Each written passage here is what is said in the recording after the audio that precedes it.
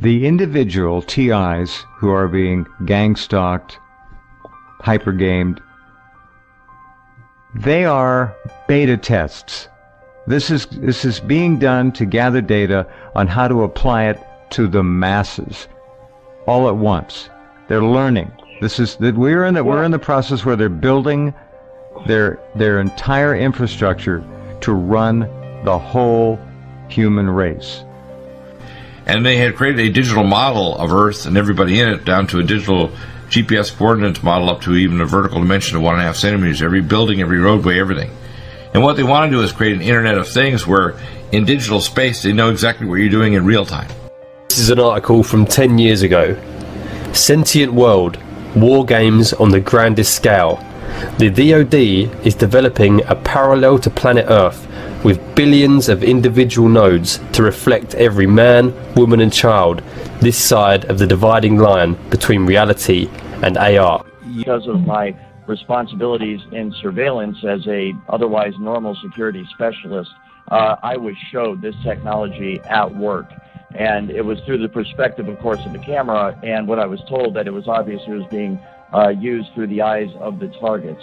So I have seen it, and it is absolutely remarkable. It's just like a first-person, video game or something where you see right through the eyes of the individual.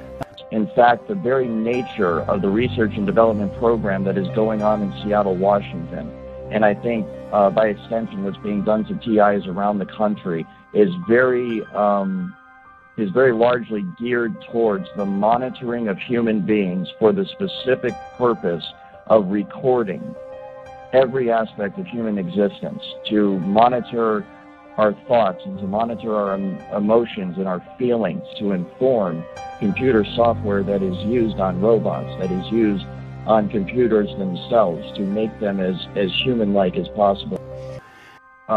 As far as I'm aware, it's real time. There may be a second or two delay, but it is as it is happening. They can actually see through the eyes of the target. It's done all remotely. And that is rendered, of course, in essentially real time on a computer screen. And then it is to the point where it's so accurate, you can actually see the individual pores on someone's face, see scars and nicks and so forth. And so you can understand how, if you had several people, for example, that you were able to do this, you can see through their eyes in a room or on a street corner or within an office building, wherever it is. You can get total situational awareness simply by looking through their eyes, and you can see through basically it's like being 3 or 4 or 5 different people all at the same time. And it's highly, highly valuable for intelligence purposes and military purposes, corporate espionage purposes, and it is amazing the extent to which this technology works.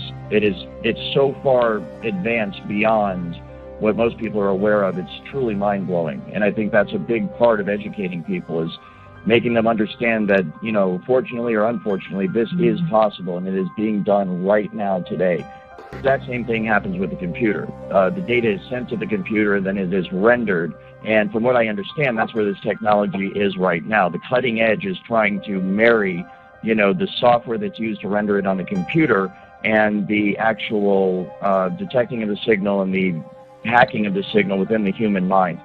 And of course, part of that program is Obama's BRAIN initiative, a multi-billion-dollar program. DARPA's got a huge chunk of that. Is there progress in the BRAIN initiative? Is this investment, the public investment, yielding important new insights?